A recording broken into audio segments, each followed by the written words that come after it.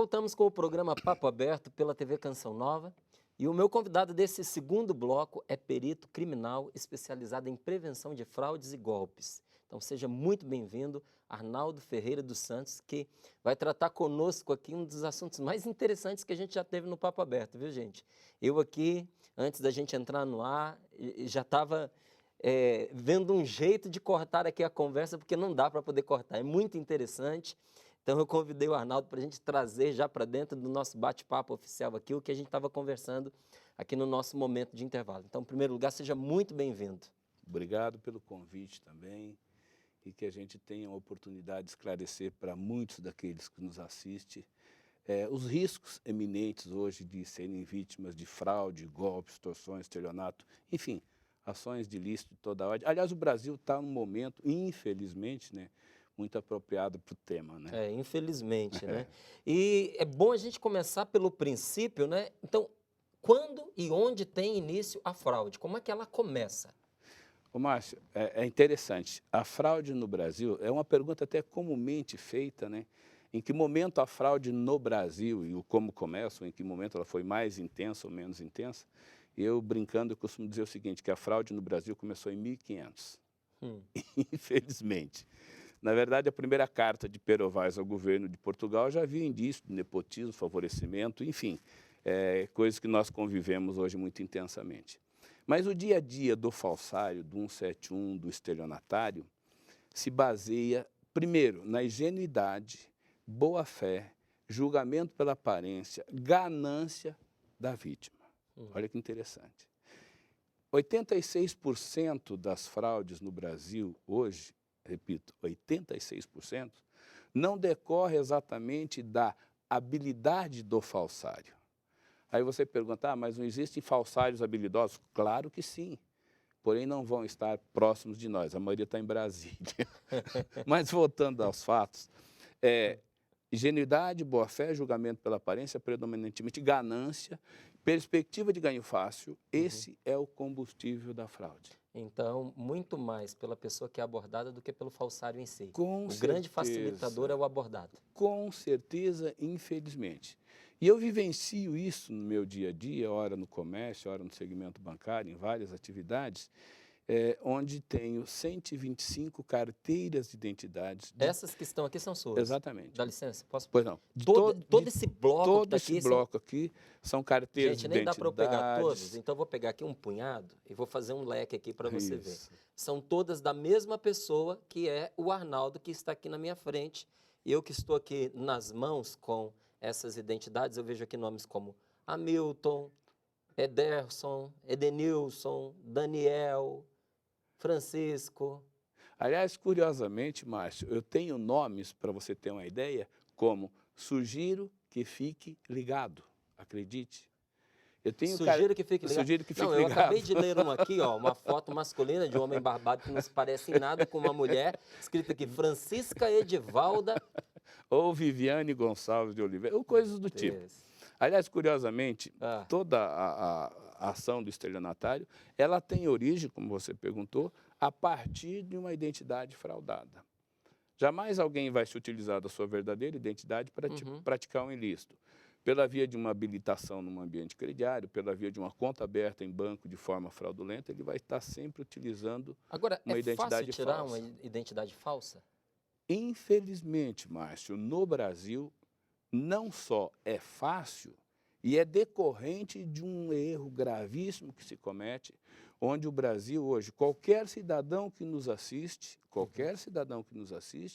poderá ter, legalmente falando, 27 carteiras de identidades, acredite. Legalmente falando? Legalmente falando, qualquer cidadão que nos assiste nesse momento, ele pode tirar uma identidade aqui em São Paulo, outra em Brasília, outra no Rio, outra em Recife, e sucessivamente. Isso se justifica de que forma? Decorre de uma falta de padronização. Começa pela padronização na emissão de documento de identidade, na emissão dos RGs. Se você observar, e é o caso que eu demonstro aqui, inclusive, em cada estado existe um padrão diferente de papel segurança, de documento físico, às vezes até com fornecedor diferente. São 3, 4 grandes fornecedores no Brasil de papel segurança. E, portanto, há casos em estados que você perde o RG, tira um novo, com um número diferente. E aí, imagina você, a confusão que isso gera, você perdeu 3, 4, 5 vezes seu RG, eventualmente perda, roubo, extravio, se você vai tirando novos documentos. Aí uma documentação anterior consta o número do RG, na seguinte vai constar um número diferente, e sucessivamente. Então, na prática, isso consiste num terreno fértil para o falsário, para o golpista. Agora, uma simples identidade basta ou a pessoa também tem que ter um CPF diferenciado? Na verdade, o predominante do modus operandi do falsário é o seguinte: ele, a partir de uma identidade falsa, ele já vai buscar um RG que já tenha um CPF. De que forma? Recentemente, eu vivenciei uma situação dessa a pedido de uma empresa, onde a ideia era que fosse aberta uma conta numa instituição bancária, de forma fraudulenta, autorizado pela área de segurança da instituição, e eu utilizei o nome, o início do processo. A partir de um jornal obituário, apanha-se o nome de alguém que foi a óbito recentemente, cujo CPF ainda está ativo na Receita Federal. Aliás, eu vivenciei isso tempos atrás com a minha mãe de verdade, porque eu tenho 125 mães. Minha mãe, quando faleceu, 1 ano e 8 meses após o seu falecimento, aqui em São Paulo, no hotel, num evento, entrei no site da Receita Federal e o CPF da minha mãe constava lá, Maria Nair dos Santos, CPF ativo. Poxa vida. E mais uma vez, quem nos ouve, quem nos assiste, certamente já vivenciou isso que nós estamos falando e, com certeza, já ouviu e já leu matérias de jornais e revistas onde a própria Receita Federal anuncia a baixa de 1,5 milhão de CPFs, 6 milhões de CPFs. Eu tenho recorte de jornais de circulação nacional, a Receita Federal anunciando a baixa de milhões de CPF. Aí te pergunto, morreu milhões de pessoas assim, da noite para o dia? Então, há uma falha, sim, de sistema, quando na prática, porém, por conta de 5.500 e poucos municípios brasileiros, e sempre que morre alguém, você precisa de um documento chamado certidão de óbito.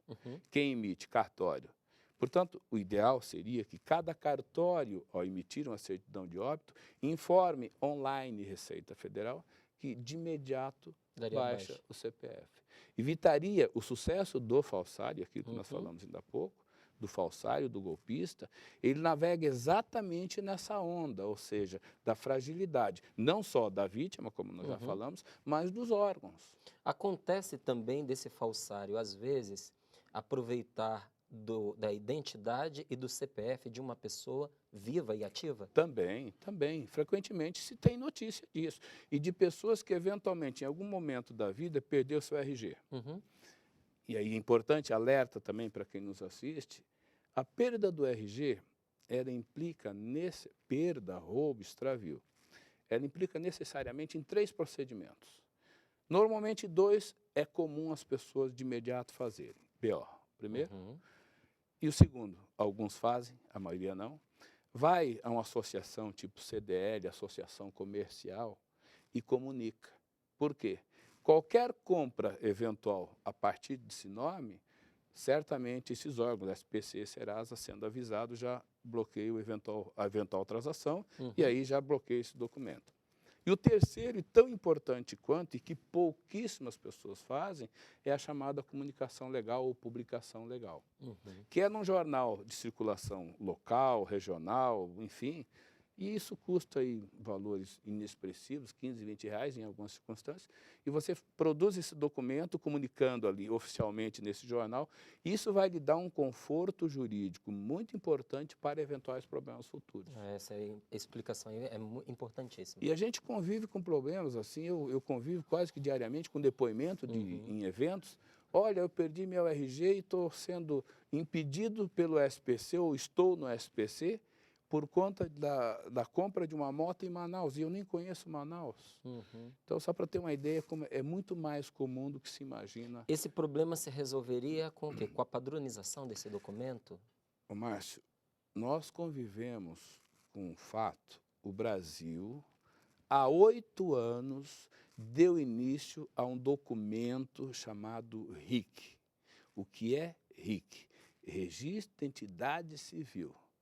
CNJ, Conselho Nacional de Justiça, sabe muito bem o que eu estou falando. Vou repetir. Conselho Nacional de Justiça sabe muito bem do que estou falando, porque ele é o responsável pela implantação do RIC, Registro de Entidade Civil, que é documento único, padrão nacional, numeração única no Brasil todo, testado e aprovado em 4 municípios brasileiros, já comprovando a sua eficácia. Porém, acredite, Márcio, há 8 anos para ser implantado. Então, é absoluta incompetência dos órgãos em eliminar com isso, olha que interessante, 32% das fraudes no Brasil. Só com essa vou repetir. ação. A implantação de um documento eficaz, eficiente, ou seja, com sistema EIFES, com chipado, contemplando ali 4 outros documentos. Eu tenho a história toda desse documento, inclusive eu tenho material aqui que dá para mostrar a foto. Ele se constitui a exemplo de um cartão de crédito. O seu tamanho se assemelha a um cartão de crédito. Para você ter uma ideia, em termos de tecnologia, eles têm 6 camadas plásticas chamadas guilhoches, e a tua foto, a minha foto, a nossa foto, é gravada na 3ª camada plástica de forma digital, impossível sua remoção por agente químico, ou seja, elimina de imediato o que eu chamo de falsário pouca prática, pé de chinelo, que não tem conhecimento e nem acesso ao uso da tecnologia. Então, até aproveito a oportunidade que você me dá de lamentar profundamente a demora na implantação desse documento, porque ele, de fato, se constitui um documento extremamente eficaz no que diz respeito a inibir a fraude. Quando se fala de documento único no Brasil, a população, de um modo geral, não entendeu isso que que você está nos dizendo. Entendeu que estaria unificado numa única cédula ou num único cartão, carteira de motorista, CPF, identidade e alguma outra informação. Não. É muito importante também essa tua observação, porque há um entendimento equivocado de grande parte da população, imaginando que seria exatamente dessa forma. Não, esse documento único, ele contempla um número único nacionalmente falando. Inclusive com algumas vantagens. Você de São Paulo, eventualmente está em Recife, está em Belém, está em qualquer estado brasileiro.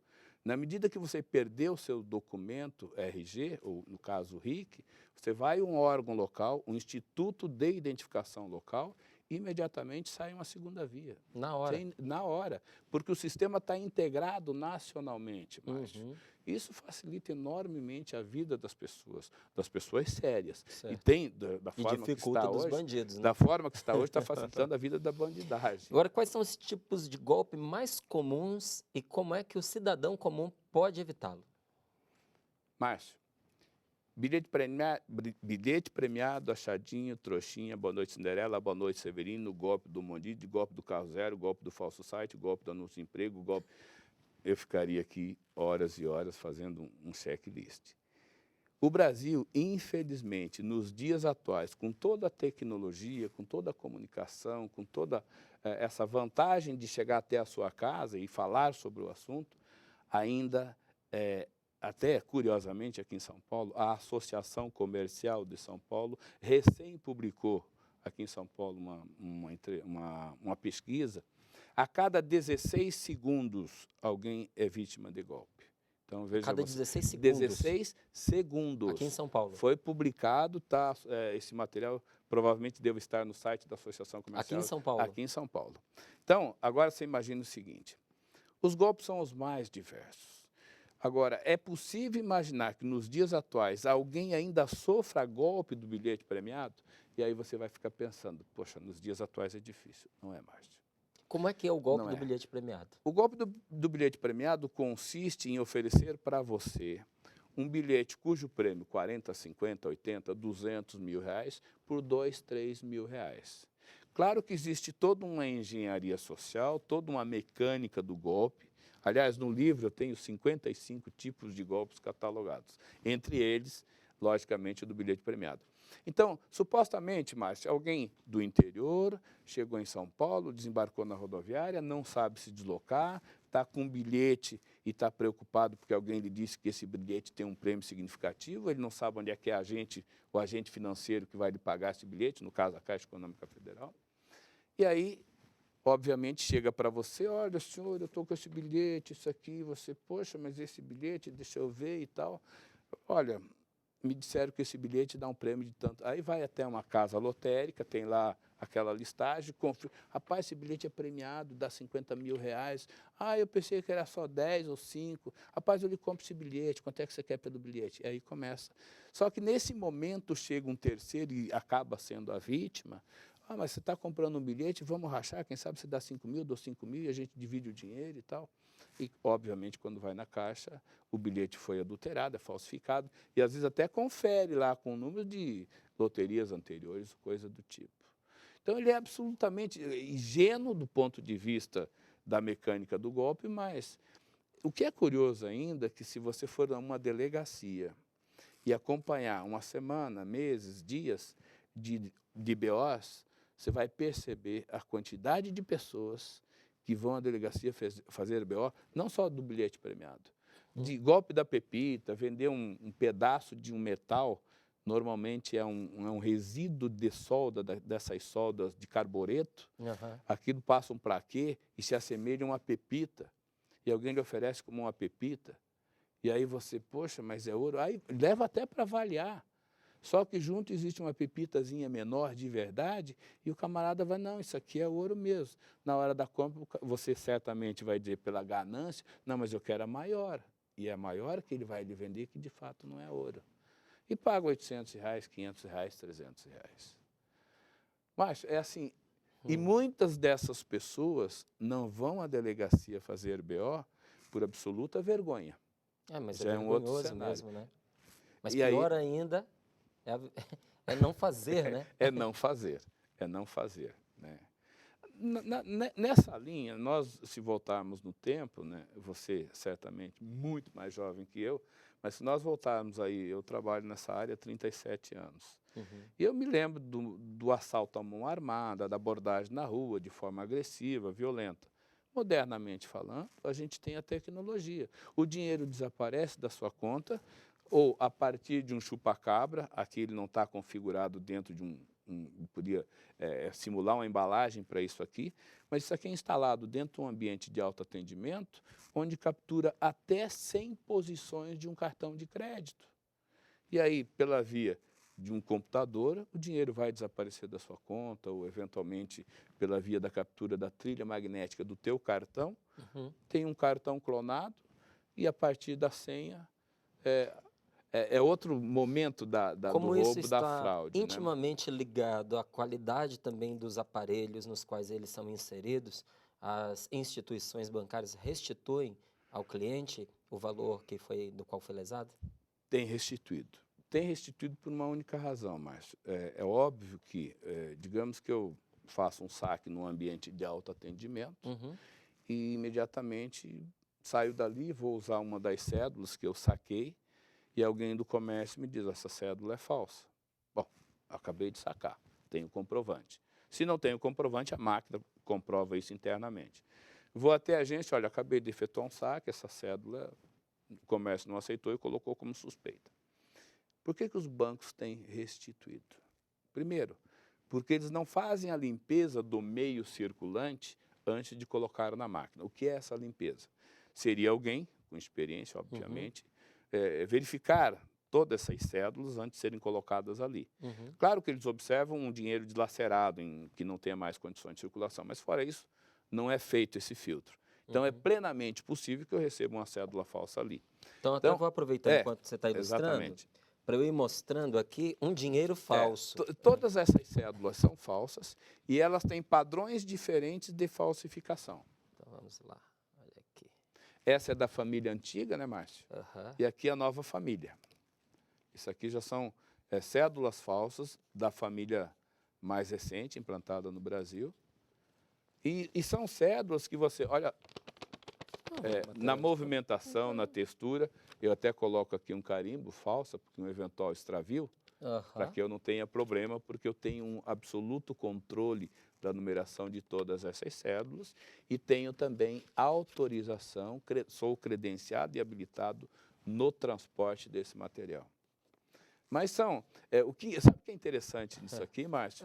Que vem num crescente a qualidade da falsificação. Vai melhorando cada vez mais? Vai melhorando, não tenha dúvida. Então, a gente costuma dizer que isso é uma briga de gato e rato. A tecnologia, a mesma tecnologia, como nós falamos ainda há pouco, que facilita a nossa vida, ela também está disponibilizada para o malandro. Então, vamos imaginar um scanner de alta resolução. Vamos imaginar uma fotocopiadora colorida com 98% de resolução gráfica. Apanha um papel A4 encerado, impermeabilizado, pó de castanheira, 2 horas de sol, dá uma textura e uma maleabilidade muito próxima do papel moeda. Aliado à qualidade de imagem da fotocopiadora, o camarada sai produzindo, e às vezes até domesticamente, cédulas aí com relativa qualidade.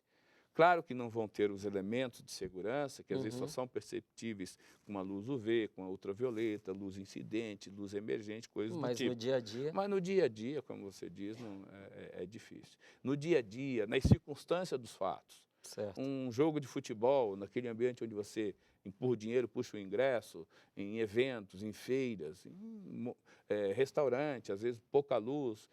As circunstâncias são as mais diversas, onde o falsário, o golpista, se vale da audácia até, né, para passar dinheiro falso. Como é que a gente pode evitar ser vítima de um golpe? Ô, Márcio, eu começo dizendo pelo seguinte, primeiro que não existe milagre. Hoje, no Brasil, tem sido comum nos últimos anos, voltando um pouco no tempo, convivemos com a história do boi gordo, da avestruz, da emo e, mais recentemente, Telex Free. O que era o Telex Free? O Telex Free, uma corrente, não deixa de ser uma corrente, onde pessoas investem dinheiro com a perspectiva de um ganho fora do normal. Ou seja, um banco tradicional remunera, para remunerar 100% do CDI, você tem que ter um volume de dinheiro, você tem que ser um perfil de cliente, enfim. E isso daria talvez 1,2, 1,3, 1,5 de remuneração. Isso para você botar teu dinheiro e o banco te pagar. Agora, se você for pegar dinheiro do banco e você pagar para o banco, ele vai para 3, 4%, infelizmente. Mas a realidade é que aparece, de repente, algum negócio que sinaliza aí com 3, 4% de rentabilidade, de 10% de rentabilidade. Eu boto 30 mil, tiro 40 no mês seguinte. Isso não existe. O assunto ele não termina, né? Quero até refazer aqui para o Arnaldo o convite para estar conosco novamente no programa, para a gente tratar de outras situações como essas, que foram explícitas aqui no nosso programa de hoje, porque são situações muito interessantes que a gente precisa ver com esses olhos que nós estamos vendo aqui. É claro que num programa a gente não vai esgotá-las, mas só o fato de nos despertarmos para isso que está tão perto de nós. Olha esse dado, a cada 16 segundos uma pessoa está recebendo um trote aqui, está caindo numa fraude. Só no estado de São Paulo, estado ou cidade? Estado. Só no estado de São Paulo. Imagine se a gente ampliar isso para todo o território nacional. Não é? Só o fato da gente ter esse conhecimento já abre um pouco mais os nossos olhos. Eu sei que você gostaria de conhecer um pouco mais sobre o assunto, então quero apresentar aqui para você, da editora Insular, o livro do Arnaldo dos Santos, né, Fraudes, Prevenção a Fraudes e Golpes, que está à sua disposição com informações seguras de uma pessoa altamente qualificada para informar você a respeito do assunto. O meu site, Márcio, também tem muitas dicas de segurança para você, cidadão, que vai efetuar a compra de um veículo, eventualmente um carro usado, o que observar, numeração de chassi, documentação, indício de perda total, indício de roubo, enfim. Então, esses sites vão ter lá informações das mais diversas sobre cartão de crédito, sobre compra pela internet, comércio eletrônico. É o www.afsconsultoria.com.br. Ok, está aí informado para você. Nós estamos terminando o Papo Aberto de hoje, mas você continue em sintonia conosco pelo nosso Facebook, facebook.com/papoabertocn. Uma ótima semana para você e fica aqui o convite para o Arnaldo para ele retornar e nós continuarmos o nosso bate-papo. Se Deus quiser, na próxima semana nós nos encontramos novamente.